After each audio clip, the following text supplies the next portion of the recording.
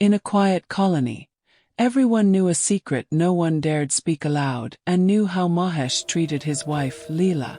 Even as Leela nodded, a small knot of unease formed in her heart. She didn't know that patience would soon become her only shield, as her mother advised her.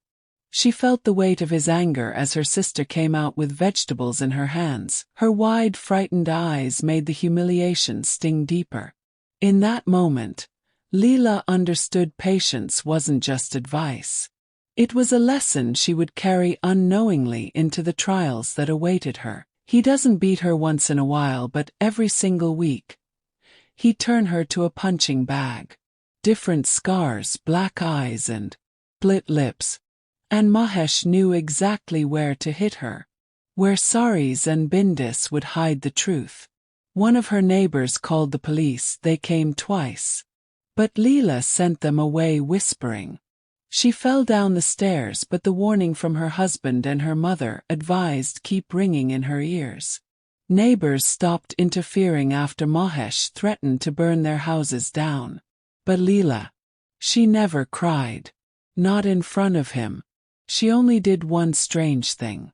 Every time Mahesh hit her, she took a tiny red bindi from her box, opened the steel cupboard in the kitchen, and stuck it inside. Hundreds of red dots. 10 years of silent suffering. One day Mahesh caught her and laughed. Marking your calendar, which? She just smiled and said, just keeping count. Then came the monsoon night. Mahesh staggered home, drunker than ever. He dragged her by the hair, slammed her head into the wall and growled, 10 years and you still don't respect me. But Leela's eyes were calm, unshaken. She whispered, 10 years, 4 months and 19 days. 411 times. Counted. He raised his hand for the 412th time. And then the lights went out. 5 seconds later power returned. Mahesh was on the floor, screaming. Both arms twisted at impossible angles. And Leela stood over him, holding the heavy iron tawa she used to make his rotis for a decade. Before he could curse, she pressed the hot tawa to his cheek just enough to brand him forever. Her voice was soft, remembering her mother's advice but ignoring it for the first time. You taught me pain has levels, she said. Tonight I return the full syllabus.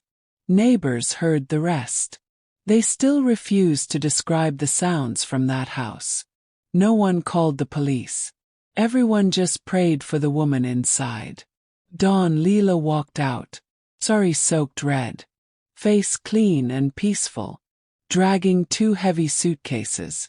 When the police arrived an hour later, they found Mahesh tied to the bed, alive but unrecognizable. Every bone he ever broke in her body she had broken on his own body. His tongue was not balanced again, so he could never shout at anyone again. On his chest was a perfect circular burn, the mark of the same tawa he once used to hurt her. Pinned to his shirt was a note, payment in full, interest included. Leela. In the kitchen the steel cupboard stood open. All the red bindis were gone, and in their place, one fresh bindi sat in the center, still wet with blood. Leela was never found. Some say she took a train. Some say she opened a beauty parlor far away and smiles gently at every woman with hidden bruises. But one thing that is certain is, since that night no man in that colony has dared raise his hand to his wife. Because they all remember the story of the woman who kept count and paid in perfect ice-cold interest. Don't forget to like, share, subscribe and comment.